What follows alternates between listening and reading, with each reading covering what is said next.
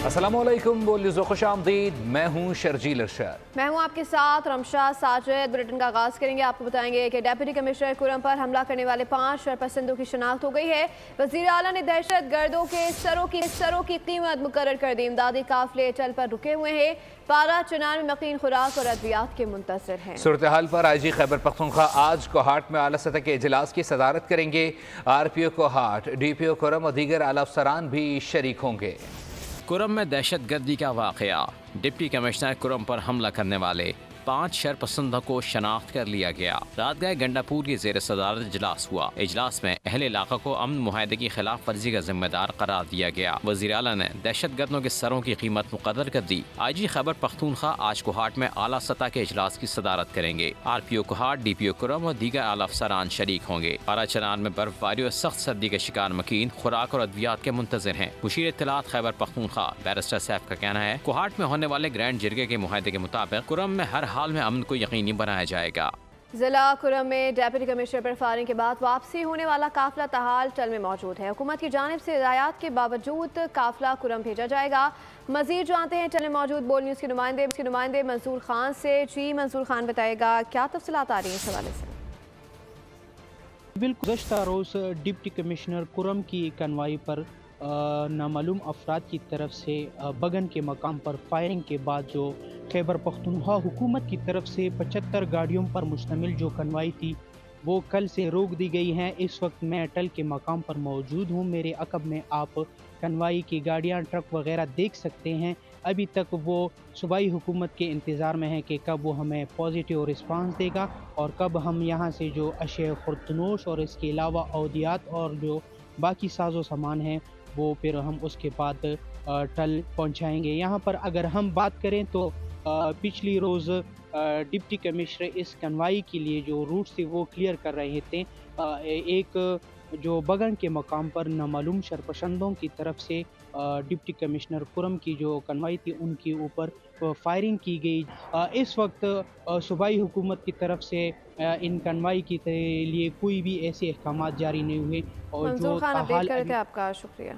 और रुक करेंगे पेशावर का। पेशावर के इलाके तहकाल में 5 अफराद के कत्ल का मुकदमा दर्ज कर लिया गया है।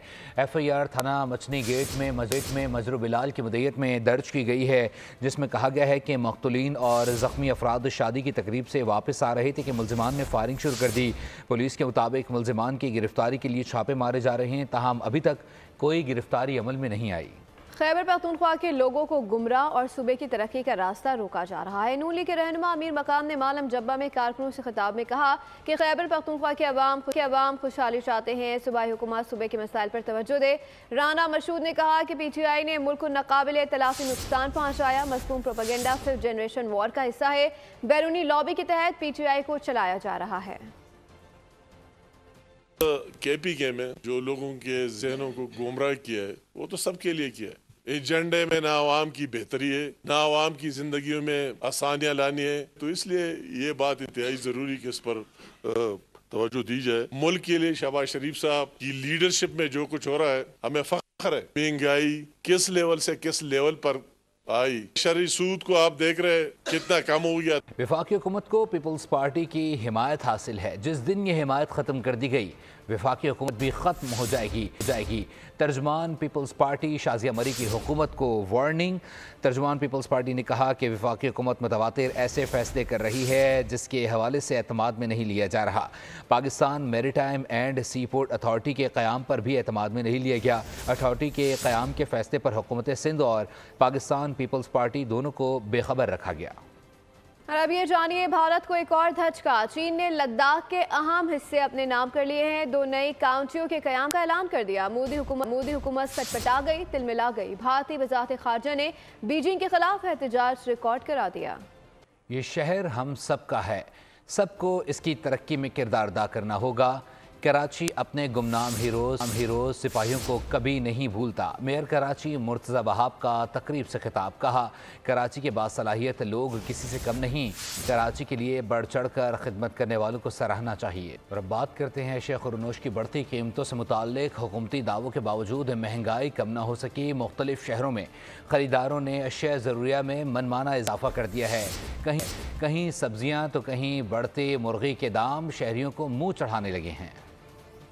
घर की मुर्गी दाल बराबर मुहावरा हुआ पुराना, अब महंगा दौर है। बाजार की मुर्गी का रेट हुआ दाल से भी दुगना। हुकूमती दावे एक तरफ, सस्ती दाल मुर्गी की बातें जुबानी जमा खर्च। आज फिर सब कुछ महंगा। हमने दो चीजें उठाई, we picked up chicken and pulses के इनकी इंटरनेशनल प्राइसेस नीचे आ रही हैं और चीजें नीचे आ रही हैं और इनकी कीमतें ऊपर जा रही हैं। So this kind of arbitrage is not right, which means कि जो हमारी प्राइस कंट्रोल कमेटीज हैं, they need to become more effective. शहरी क्या खरीदें और क्या पकाएं? अशिया खुर्रनोश की बढ़ती कीमतों से नफ्सियाती मरीज हो गए। कराची में कल तक 500 रुपए किलो बिकने वाली मुर्गी आज 700 से जायद में फरोख्त हो रही है। फैसलाबाद वालों ने मुर्गी छोड़कर सब्जी का रुख किया। 100 रुपए में मिलता था, आजकल वो चीज़ 250-300 रुपए में मिलता है। सब्जी इस तरह हो चुका है, 1 किलो टमाटर तकरीबन 300 रुपये, आलू भी इस तरह है। पिंडी के शहरी भी मुर्गी खा सकें न खरीद सकें भिंडी। मुर्गी, सब्जी, दालें और गोश्त की कीमतों में मनमाने इजाफे के बाद गिरां फरोशों और नाजायज मुनाफाखोरों की चांदी हो गई, जहां जिला इंतजामिया और प्राइस कंट्रोल टीमें बुरी तरह नाकाम हैं। तो कहीं तेज बारिश से सर्दी की शिद्दत में इजाफा कर दिया है। महकमा मौसमियात के मुताबिक शहर में बारिश का सिलसिला वक्फे से जारी रहेगा। उधर धुंध के बायस मोटरवेज को भी मुख्तलिफ मकामात पर बंद किया गया है। हम को शामिल करेंगे 190 मिलियन पाउंड रेफरेंस का फैसला एक बार फिर मौखर कर दिया गया। फैसला कल सुनाया जाना था। फैसला सुनाए जाने की नई तारीख से मुतालिक कल वकला को आगाह किया जाएगा। 190 मिलियन पाउंड रेफरेंस का फैसला 18 दिसंबर को महफूज किया गया था। आपको अपडेट करें इस हवाले से। 190 मिलियन पाउंड रेफरेंस का फैसला एक बार फिर मौखर कर दिया गया है। फैसला कल सुनाया जाना था। फैसला सुनाए जाने की नई तारीख से मुतालिक कल वकला को आगाह किया जाएगा। 190 मिलियन पाउंड रेफरेंस का फैसला 18 दिसंबर को महफूज किया गया था। बताएं कि लाहौर में रेलवे स्टेशन पर शहरियों को हजूम है। धुंध के बायस ट्रेनें मुसलसल ताख़ीर का शिकार हो रही हैं। मुसाफिरों का कहना है कि स्टेशन पर तवील इंतज़ार करना पड़ रहा है। मज़ीद तफसीलात जान लेते हैं लाहौर स्टेशन पर मौजूद नुमाइंदा बोल न्यूज़ फातिमा शराजी। फातिमा, अपडेट कीजिएगा। बिल्कुल, शदीद सर्दी और धुंध के बायस जो है वो रेलवे की जो स्केजुअल है वो मुसलसल ताख़ीर का शिकार है। 1 महीने से ज़ायद हो गया है। रेलवे स्केजुअल जो है वो मामूल के मुताबिक नहीं चल रहा। मेरे साथ एक फैमिली मौजूद है, इनसे जानते हैं। हम लोग बैठे इंतज़ार किया, हम लोग जल्दी भी पहुँचे। कितने घंटे इंतज़ार किया और ट्रेन आई हमारी 10 बजे। काफ़ी वक्त हम लोग ने वेट किया। हमारे को वेट करने का बहुत थक गए थे, टायर्ड हो गए थे। जाहिर है ट्रेन का कब से वेट कर रहे थे, इसलिए। कई कहना है कि उन्होंने रेलवे स्टेशन में 10 घंटे इंतज़ार किया और जो ट्रेन कराची से लाहौर। बहुत शुक्रिया फातिमा अपडेट करने के लिए। खेलों के मैदान से शामिल करते हुए आपको बताएंगे पाकिस्तान क्रिकेट बोर्ड के चेयरमैन मोहसिन नकवी ने कौमी टीम की ओपनिंग बैटर साइम आयूब की फौरी इलाज के लिए लंदन भेजने का फैसला कर लिया है। आपको अपडेट करें इस वाले से। लंदन के स्पोर्ट्स आर्थो के माहिर डॉक्टर साइम आयूब का चेकअप करेंगे।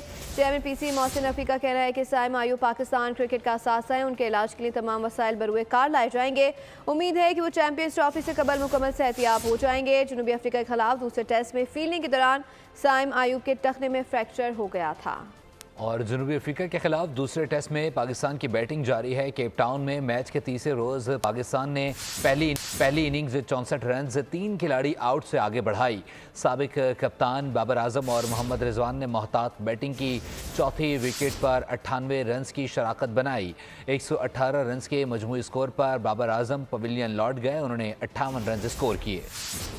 भारतीय बैटर विराट कोहली ने सिडनी क्रिकेट ग्राउंड में तमाशाइयों की तरफ इशारे करके इश्तियाल दिलाया। उन्होंने ball tampering scandal sand paper style में तमाशाइयों की तरफ इशारे किए।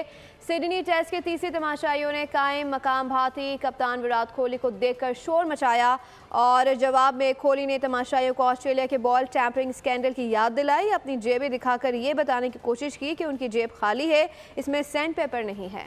और चीन के सबसे बड़े बर्फ़ के मेले की तैयारियां जारी हैं। दुनिया भर के सयाहों ने हार्बिन का रुख कर लिया है।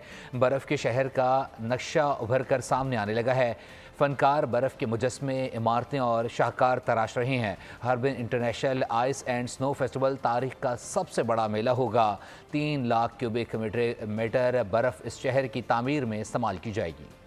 सर्दियों में खौफ और दहशत की सनसनीखेज़ी की रिवायत बरकरार। हॉलीवुड फिल्म एलिवेटर गेम का खौफनाक ट्रेलर जारी कर दिया गया। इसी के साथ ही फिल वक्त न्यूज़ स्टूडियो से इतना ही। मज़ीद बाखबर रहने के लिए विजिट कर सकते हैं हमारी वेबसाइट polnews.com। देखते रहिए बोल। सब्सक्राइब करें और बेल दबाएं ताकि कोई खबर रह न जाए।